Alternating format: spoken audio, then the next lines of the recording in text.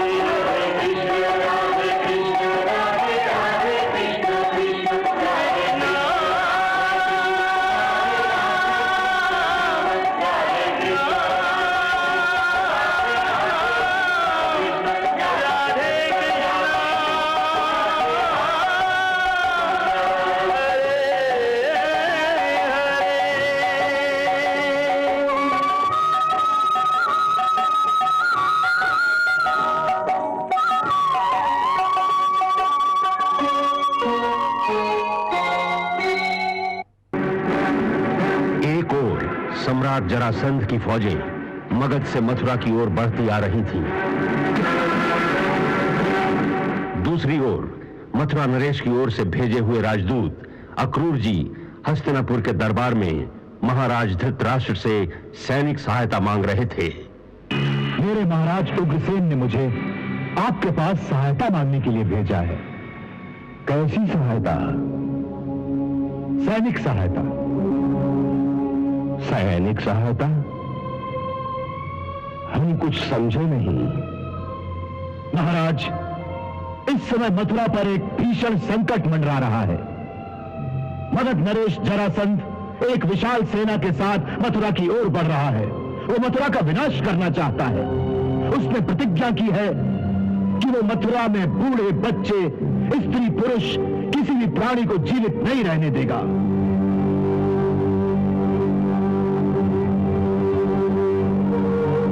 पैशाचिक नरसंहार से मथुरा की निरीह प्रजा की रक्षा करने के लिए हम उससे अकेले नहीं लड़ सकते हैं। भीष्म पितामह उनकी सहायता करना चाहते थे, परंतु शकुनी ने बड़ी चालाकी से सारी बहस का रुख ही बदल दिया।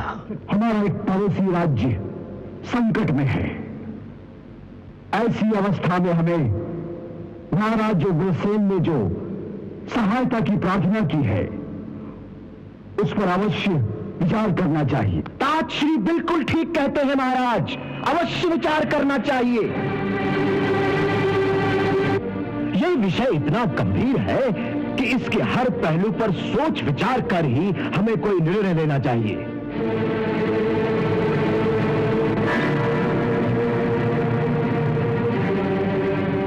ताजश्री ने जैसा कहा है उस पर अवश्य विचार करिए।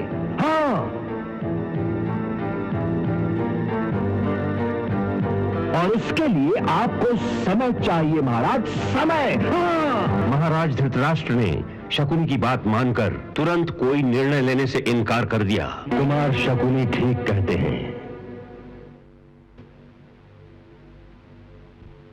इस विषय पर बड़ी गंभीरता के साथ सोच विचार करने की आवश्यकता है। तब तक सेनापति अक्रूर के लिए राजमहल के अतिथि गृह में विश्राम करने की व्यवस्था कर दी जाए। इससे महामंत्री विदुर अत्यंत दुखी होकर भीष्म पितामह के पास आए। राजश्री, ये जो कुछ हो रहा है उसे आप उचित कहेंगे या अनुचित? अनुचित, सरासर अनुचित। तो फिर आपकी वाणी मूक क्यों है? इतने गंभीर विषय पर आज राज्यसभा में आपने अपना निर्णय क्यों नहीं सुनाया? परंतु भीष्म पितामह ने उसे अपनी व्यवस्था बता दी कि वे क्यों धृतराष्ट्र की आज्ञा मानने पर विवश हैं। मेरी व्यवस्था है माता सत्यवती को दिया हुआ वो वचन जो मैंने उस समय दिया था, जब उन्होंने कहा था कि इसका क्या भरोसा कि तुम जैसा पराक्रमी वीर मेरी निर्बल संतान को मारकर उनका सिंहासन नहीं छीन लेगा। तब मैंने वचन दिया था कि उनकी संतान में से जो कोई भी हस्तिनापुर के सिंहासन पर बैठेगा, मैं आजीवन उसकी सेवा करूंगा, उसके सिंहासन की रक्षा करूंगा और उसकी हर आज्ञा का पालन भी करूंगा। उधर शकुनी धृतराष्ट्र को भड़का रहा था कि यदि वो अपने बेटे दुर्योधन को राजा बनाना चाहते हैं तो वे जरासंध के द्वारा मथुरा का विनाश हो जाने दें, ताकि पांचों पांडवों और उनकी माता कुंती की सहायता करने वाला कोई न रहे। राजनीति का धर्म तो ये है कि दुर्भाग्य के कारण को ही मिटा देना चाहिए। अर्थात आवश्यकता पड़ने पर पांडु पुत्रों को ही मिटा दिया जाएगा।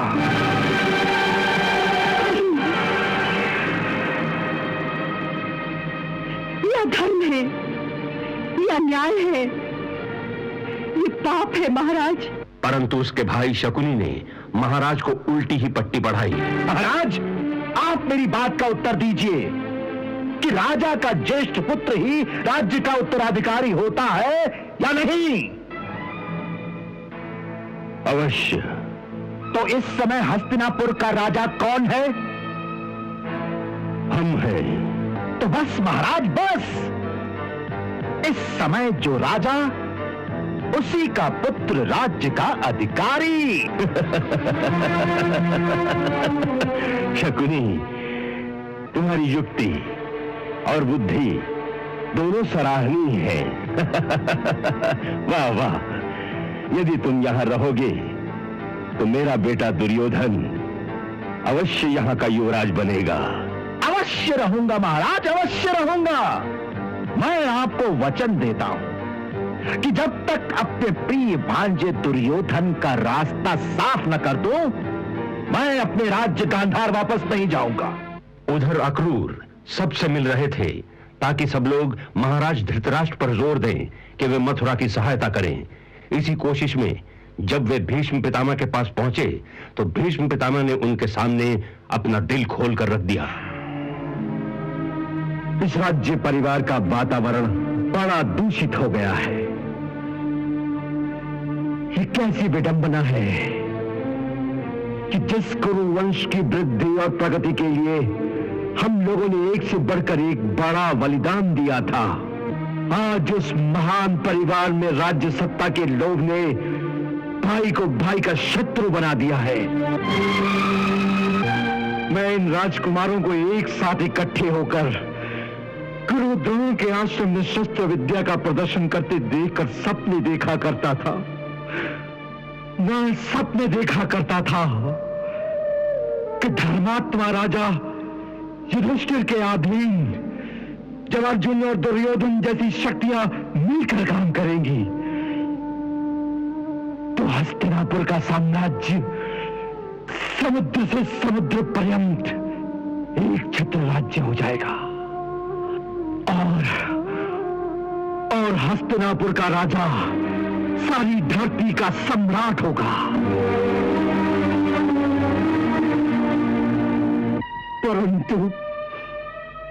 परंतु स्वार्थ और लोभ ने इस परिवार की शक्ति के टुकड़े टुकड़े कर दिए।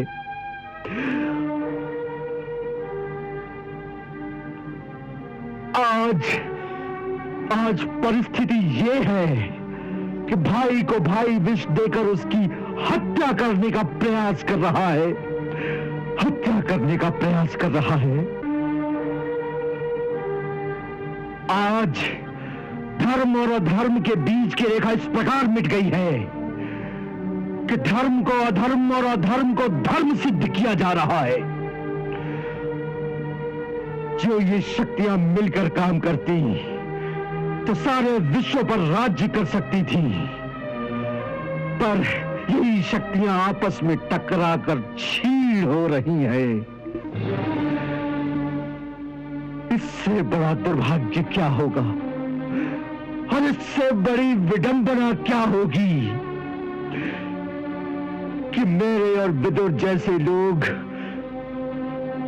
अपनी आंखों के सामने होती हुई इस कुरु वंश की विनाश लीला का दृश्य देखने पर विवश है। इससे बड़ी विडंबना क्या होगी।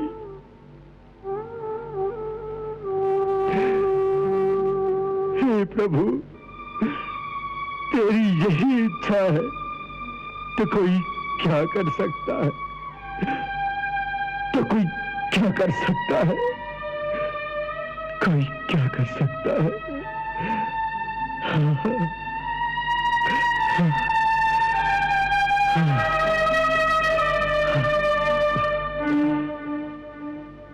क्षमा करें अक्रूर जी, क्षमा करें।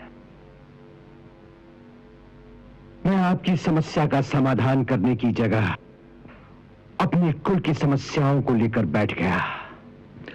मुझे अपनी समस्या की कोई चिंता नहीं है ताजश्री, क्योंकि उसका समाधान करने वाले तो मथुरा में स्वयं विराजमान हैं। वो तो मैं भी जानता हूं, फिर भी आप शाम को महाराज से अवश्य मिलिए। मैं जानता हूं कि वो आपकी सहायता नहीं करेंगे, क्योंकि आप महारानी कुंती के संबंधी हैं।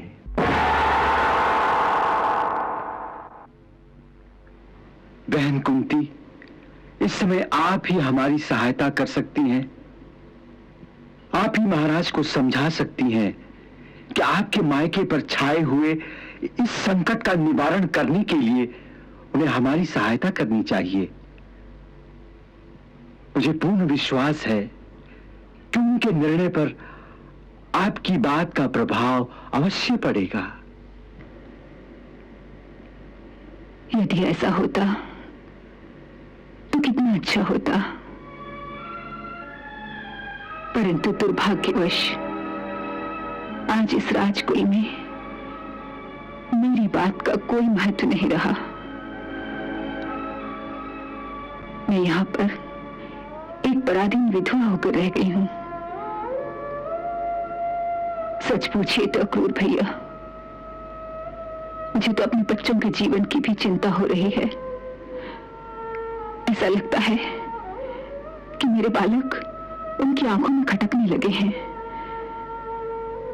मेरी तो वही दशा है जैसे कोई हरिणी भेड़ों के बीच फंस गई हो।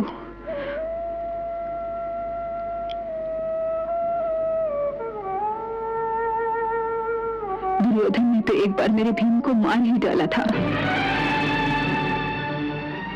उसने उसे भोजन में विष दे दिया और यमुना जी में फेंक दिया।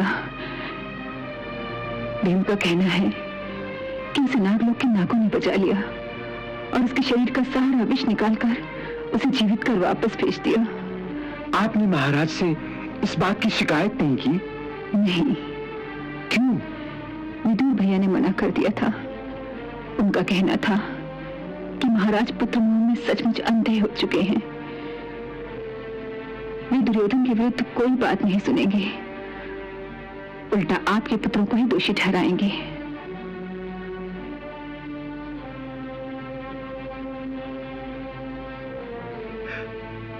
इसका अर्थ ये हुआ कि इतने बड़े कुरु वंश में आपकी सहायता करने वाला कोई नहीं। विदुर भैया हैं, केवल उन्हीं का भरोसा है मुझे। कभी कभी सोचती हूँ कि मेरे मायके में भी कभी कोई इस अभागन को याद भी करता है कि नहीं। अवश्य करते हैं, सभी करते हैं। विशेषतः कृष्ण तो आपके बारे में कई बार चिंता करते रहते हैं। कृष्ण? छोटे भैया वसुदेव के पुत्र कृष्ण? उनके बारे में तो बड़ी विचित्र विचित्र बातें सुनती रहती हूँ। सुना है कि वो कोई अलौकिक शक्ति वाला बालक है। अलौकिक शक्ति वाला बालक? कभी कभी सोचती हूँ कि मेरे मायके में भी कभी कोई इस अभागन को याद भी करता है कि नहीं। अवश्य करते हैं, सभी करते हैं। विशेषतः कृष्ण तो आपके बारे में कई बार चिंता करते रहते हैं। कृष्ण? छोटे भैया वसुदेव के पुत्र कृष्ण? उनके बारे में तो बड़ी विचित्र विचित्र बातें सुनती रहती हूँ। सुना है कि वो कोई अलौकिक शक्ति वाला बालक है। अलौकिक शक्ति वाला बालक? नहीं, वो बालक नहीं है। तो फिर क्या है? आप सच जानना चाहती हैं कुंती बहन? हाँ भैया। तो परम सत्य ये है कि श्री कृष्ण के रूप में स्वयं सर्वशक्तिमान भगवान ही इस धरा पर पधारे हैं। सर्वशक्तिमान भगवान? हाँ, सर्वशक्तिमान भगवान श्री कृष्ण। कुंती बहन, मैं आपको एक परम रहस्य की बात बताता हूं। मैंने स्वयं इन्हीं चरण चक्षुओं से उनके चतुर्भुज रूप के दर्शन किए हैं। क्या कह रहे हो भैया? उन्होंने चतुर्भुज रूप में तुम्हें दर्शन दिए? हाँ कुंती बहन, हाँ। मेरा विश्वास कीजिए। इस धरती के किसी मानव को अपने चर्म चक्षुओं के साथ प्रभु के चतुर्भुज रूप के दर्शन हो सकते हैं। ये घटना तो बड़ी असंभव सी लगती है। कुंती बहन, हम जैसे साधारण मानव के लिए तो सचमुच ही असंभव ही है, परंतु भगवान के लिए कुछ भी असंभव नहीं। वो तो जब चाहे, जिस पर कृपा करना चाहे, उसे पत्थर में भी अपने दर्शन करा देते हैं।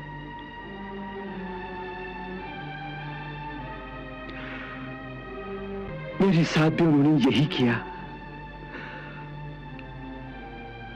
कंस की आज्ञा से जब मैं उन्हें गोकुल से मथुरा लेकर आ रहा था, तो मुझे यही भय था कि कंस के सैनिक रास्ते में उनकी हत्या कर देंगे। उनकी सुरक्षा के लिए मेरा मन बहुत विचलित था। शायद मेरी यही दशा देखकर उन्हें मुझ पर दया आ गई और उन्होंने मुझे यमुना जी में स्नान करने को कहा। बस फिर वो चमत्कार हुआ। मैंने यमुना जी में स्नान करने के लिए डुबकी लगाई। अक्रूर जी,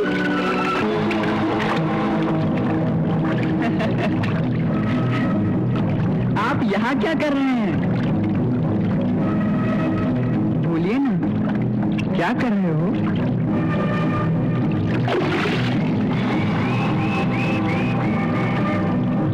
काका, क्या बात है?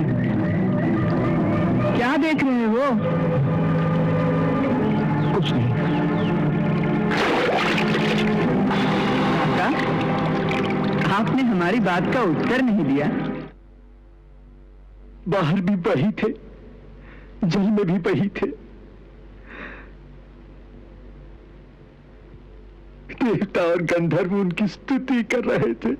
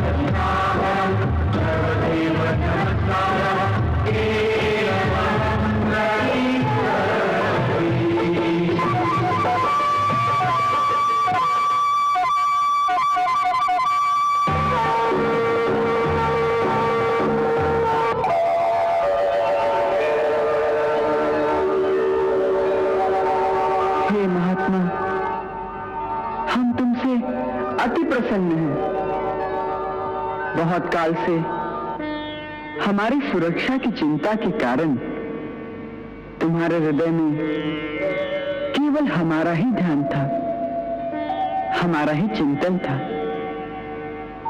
यह अवस्था बड़े बड़े योगियों को भी सहज में प्राप्त नहीं होती कि उनके हृदय में प्रतिक्षण केवल हमारा ही अखंड ध्यान रहे। यह अवस्था तुम्हें अपने पूर्व जन्मों की तपस्या और गुरु कृपा से प्राप्त हुई है, जिसके फलस्वरूप आज तुम्हें हमारे वो दुर्लभ दर्शन प्राप्त हुए हैं जो कोटि कोटि युगों में किसी विरले जीव को ही प्राप्त होते हैं। तुम्हारी अटल राजभक्ति के फलस्वरूप आज हम तुम्हें अपनी सहज भक्ति प्रदान करते हैं। तुम्हारी कर्तव्य निष्ठा के कारण अपने कर्म पथ पर डटे रहने का तुम्हारा अहंकार क्योंकि निस्वार्थ था, इसीलिए वो अहंकार तुम्हारा दोष नहीं माना जाएगा। हम तुम्हें तुम्हारे उस निस्वार्थ अहंकार के बदले भगवत परायण होने की भावना प्रदान करते हैं। आज महामुनि गर्ग का वचन सार्थक हो गया। आज से तुम्हारा मन सदा के लिए केवल हमारे चरण कमलों का ही अनुरागी रहेगा। उसमें कभी कोई विकार नहीं आएगा। तुम एक सच्चे कर्म योगी की भांति संसार के समस्त कर्म करते रहोगे, परंतु वो सारे कर्म भगवत पूजा के समान ही मोक्षदायक होंगे। तथास्तु।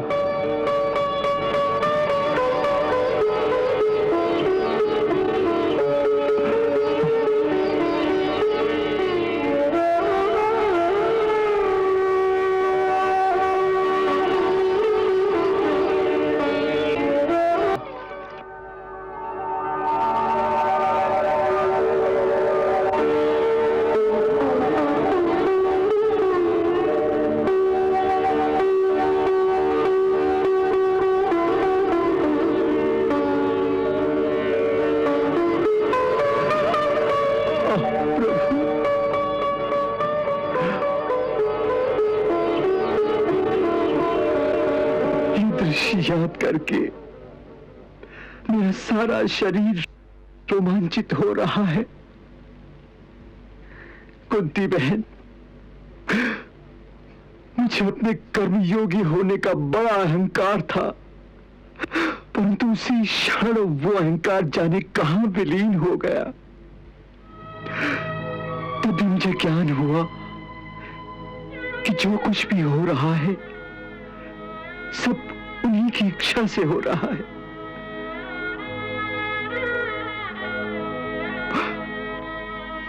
मैं जो कुछ भी कह रहा हूं सब उन्हीं की इच्छा से कह रहा हूं। वास्तव में मेरा यहां आना, महाराज धृतराष्ट्र के सामने सहायता के लिए गिड़गिड़ाना, ये सब उन्हीं की लीला है।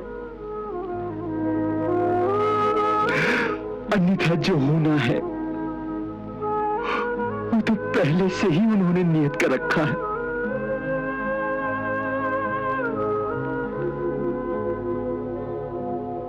अक्रूर भैया, आप तो धन्य हो गए।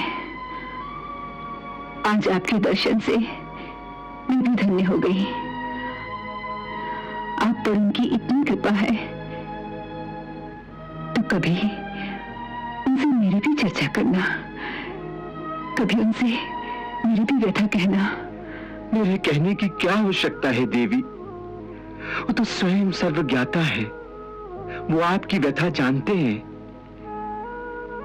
यहां आते हुए भी उन्होंने मुझे विशेष रूप से कहा था कि बुआ कुंती को कहना कि कोई चिंता ना करे, जब तक मैं हूं उनकी और उनके पुत्रों की कोई हानि नहीं हो सकती।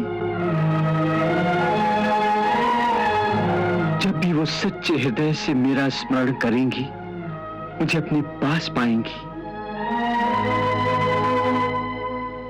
इसीलिए देवी, आप भक्ति पूर्वक सदा उनका ध्यान करिए, आपको हर कष्ट में से निकलने का मार्ग मिलता रहेगा।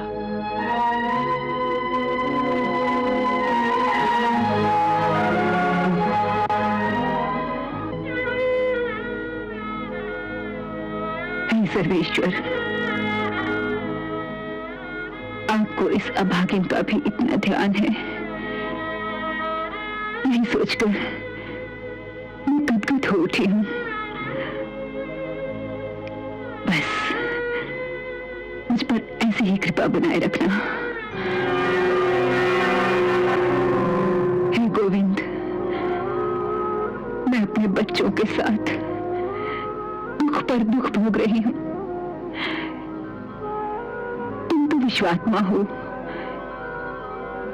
मैं तुम्हारी शरण में आई हूं। मेरी रक्षा करो, मेरे बच्चों की रक्षा करो।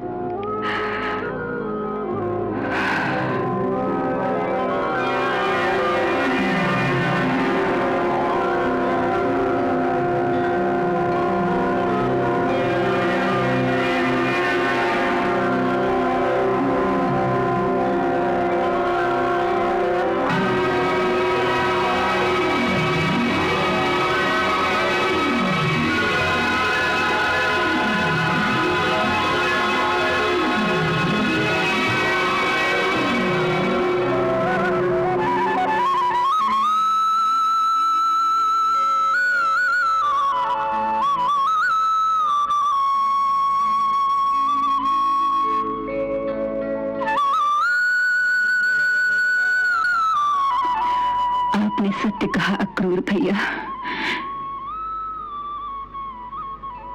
उसकी शरण में जाने से आत्मा को जैसे तत्काल शांति मिल गई हो। प्रभु,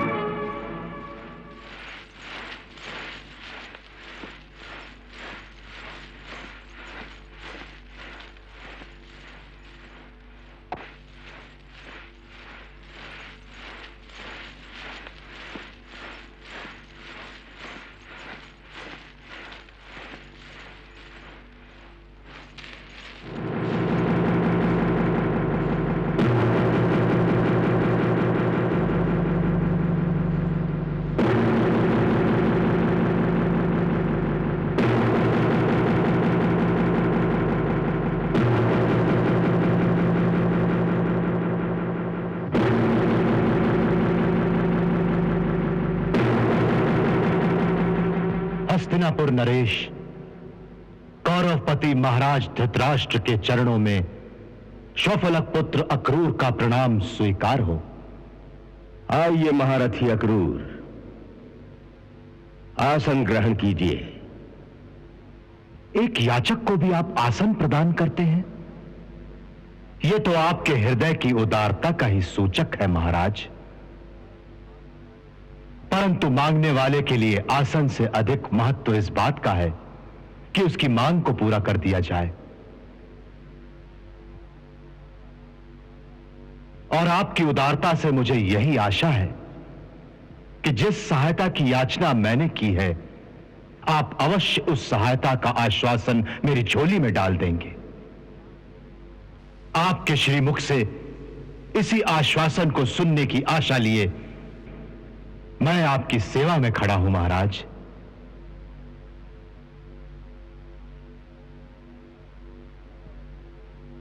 महारथी अक्रूर, हमने आपकी मांग पर बहुत गहराई के साथ सोच विचार किया है और अपने मंत्रियों से मंत्रणा भी की है। हम सब इस बात से सहमत हैं कि आपकी मांग उचित है। मथुरा पर आए हुए संकट को टालने के लिए यदि संभव हो तो हमें महाराज उग्रसेन की सहायता अवश्य करनी चाहिए। और ये इसलिए भी आवश्यक है क्योंकि महारानी कुंती के रिश्ते से मथुरा राज्य के साथ हमारा घनिष्ठ संबंध भी है। परंतु ये तभी हो सकता है यदि ऐसा करना संभव हो तो।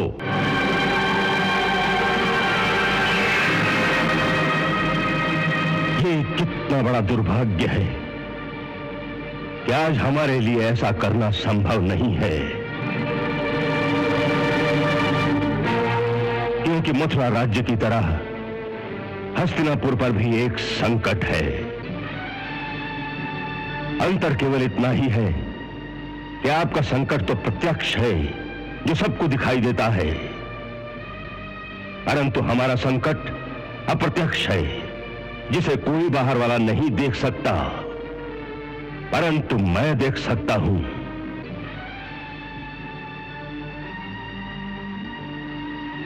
आपका संकट? हाँ अक्रूर जी, आज चारों ओर से शत्रुओं की आंखें हस्तिनापुर के राज सिंहासन पर गड़ी हुई हैं, क्योंकि सब जानते हैं कि यहां का राज्य परिवार बड़ा निर्बल है। राजा अंधा है और सब राजकुमार छोटे छोटे बालक हैं। ऐसी अवस्था में किसी समय भी हम पर आक्रमण हो सकता है।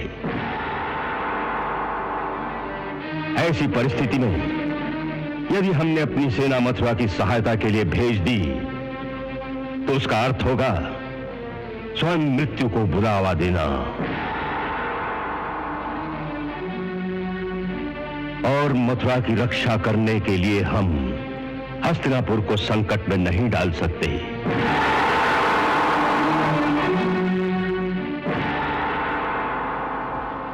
अक्रूर जी, आप जाकर महाराज उग्रसेन से कह दीजिएगा कि हमें बड़ा खेद है, इस समय हम उनकी कोई सहायता नहीं कर सकते। हाँ, हम भगवान से प्रार्थना अवश्य करेंगे कि वो उनकी सहायता करें। आप इतना ही करेंगे वो भी पर्याप्त होगा महाराज, क्योंकि जब भगवान ही उनकी सहायता करेंगे फिर उन्हें किसी दूसरे की सहायता की आवश्यकता ही कहां होगी। आपकी सद्भावना के लिए मैं अपने महाराज की ओर से आपको धन्यवाद देता हूं।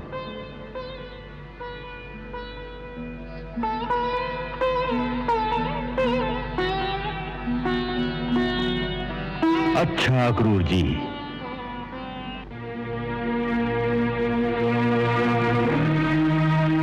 महाराज, जाने से पहले यदि आपकी आज्ञा हो तो मैं आपको वो संदेश सुनाना चाहता हूं जो श्री कृष्ण ने मुझे आप तक पहुंचाने के लिए कहा था।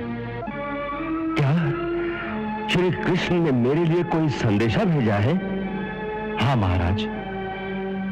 मेरे अहोभाग्य। अक्रूर जी, मैंने बहुतों से सुना है कि माता पृथ्वी का भार उतारने के लिए स्वयं सर्वशक्तिमान भगवान ने श्री कृष्ण के रूप में स्वयं यदुकुल में अवतार लिया है। क्या यह सत्य है? आपने सत्य ही सुना है महाराज। दुष्टों का नाश करने के लिए भगवान श्री कृष्ण स्वयं गोलोक से धरती पर पधारे हैं। यह सुनकर कितना अच्छा लगा कि उन सर्वेश्वर भगवान को मेरे जैसे तुच्छ प्राणी की भी सुधि है। महाराज, उनको तो सबकी सुधि रहती है। उनके लिए तो तुच्छ और महान सभी एक समान हैं। अच्छे बुरे सभी उनके बालक हैं। सबके प्रति उनकी समदृष्टि रहती है। तभी तो वो भगवान है। कहिए, उनका मेरे लिए क्या आदेश है? जो उन्होंने कहा था वो संदेश मैं आपको अक्षरशः सुनाता हूं। सुनाइए। उन्होंने कहा था, हे विचित्र वीर नंदन धृतराष्ट्र, आपके भाई पांडु के परलोक से धारने पर अब आप राज्य सिंहासन पर आरूढ़ हुए हैं। इसलिए आपका कर्तव्य है कि कुरुवंश की उज्जवल कीर्ति को और भी बढ़ाइए। अपने धर्म से पृथ्वी का पालन कीजिए, अपने सद्व्यवहार से प्रजा को प्रसन्न रखिए और अपने स्वजनों के साथ समान का बर्ताव कीजिए। ऐसा करने से आपको लोक में यश और परलोक में सद्गति प्राप्त होगी। यदि आप इसके विपरीत आचरण करेंगे तो इस लोक में आपकी निंदा होगी और मरने के बाद आपको नरक में जाना पड़ेगा।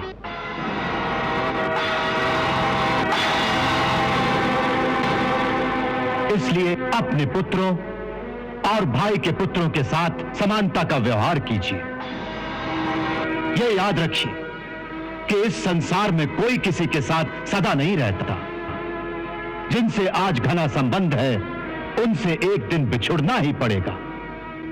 यहां तक कि शरीर भी साथ नहीं रहता।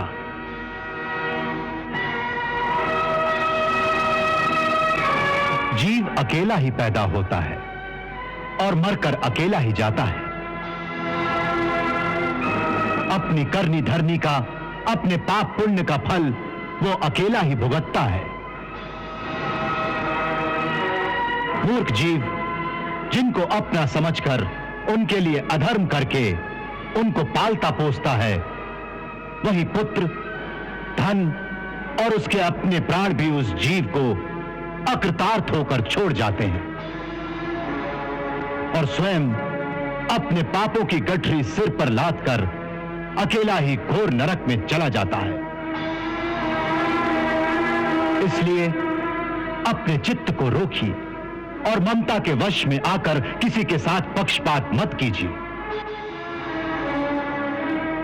आप तो ज्ञानी हैं, समर्थ हैं, इसलिए समत्व में स्थित हो जाइए और अपनी आत्मा में ध्यान करके इस संसार की ओर से शांत हो जाइए। इसी में आपका कल्याण है महाराज।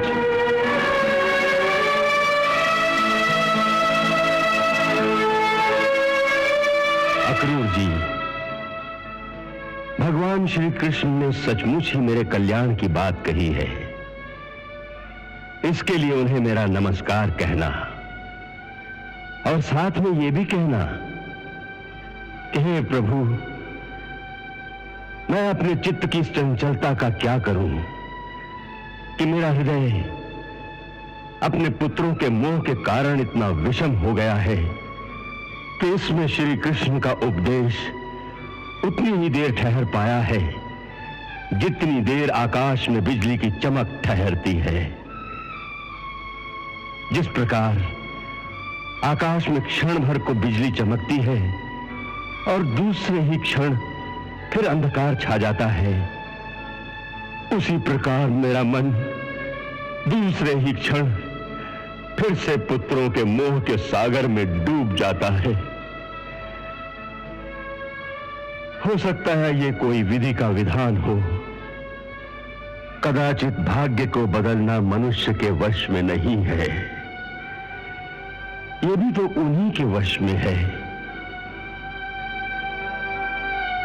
तो उनसे कहना कि जो कुछ हो रहा है और जो कुछ होने वाला है वो सब तुम्हारी ही इच्छा से तो हो रहा है, फिर वो किसी मनुष्य पर दोष क्यों लगाते हैं? भगवान, तुम समर्थ हो, बदलना ही चाहते हो तो विधि के विधान को ही बदल दो। मैं विधि का विधान बदल दूं और वो स्वयं कुछ पुरुषार्थ नहीं करेंगे? वाह, देखा अक्रूर जी, मनुष्य का अहंकार कितना प्रबल होता है कि यदि स्वयं भगवान भी उसे उपदेश दें तो भी उस पर कोई असर नहीं होता। वास्तव में ये अहंकार ही मनुष्य का सबसे बड़ा शत्रु है, क्योंकि जब तक वो अहंकार की सीमा को पार नहीं करता वो भक्ति के क्षेत्र में प्रवेश नहीं कर सकता, और जब तक भक्ति नहीं तब तक भगवान की बात कौन सुनेगा? वैसे भी कौरव वंश का जो विनाश विधिना ने उनके भाग्य में लिख रखा है उसे कौन रोक सकता है? वैसा ही कर्म करेंगे वो। परंतु उस पाप और अन्याय से भरे गैर वातावरण में फंसा हुआ हमारा एक परम भक्त वहां है, विदुर। हमें कई बार उसका ध्यान आता है, उस पर दया आती है कि कैसे केवल एक भूल के कारण वो उस पाप की दलदल में फंसा हुआ है। ये बताओ कि वहां हमारे प्रिय विदुर की क्या परिस्थिति है? प्रभु, वो तो आपके परम भक्त हैं। राजनीति से अधिक उनका ध्यान आपके चरणों में लगा रहता है प्रभु। उन्होंने हमारे लिए कुछ कहा? केवल इतना ही। अब मेरी एक ही प्रार्थना उन तक पहुंचा देना कि अपने इस दीन भक्त के सुध कभी न बिसराए। कर्तव्य के जिस कांटों भरे मार्ग पर मैं आज चल रहा हूं उसमें वो सदैव मेरा मार्गदर्शन करते रहे। बस अब तो मैं उन्हीं की शरण में हूं।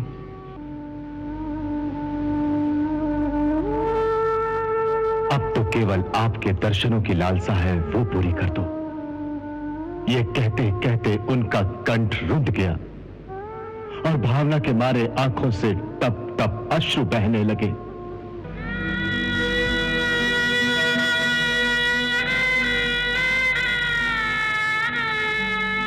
वो तो आपके दर्शनों के लिए बड़े उतावले हैं प्रभु, बड़े उतावले हैं।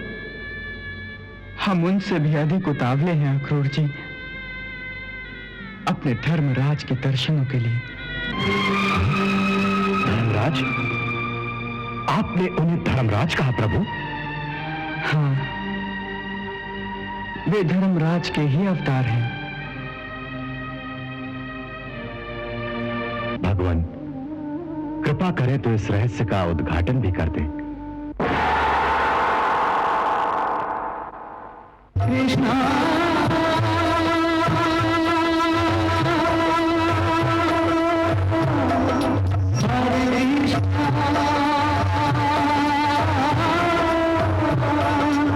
हरे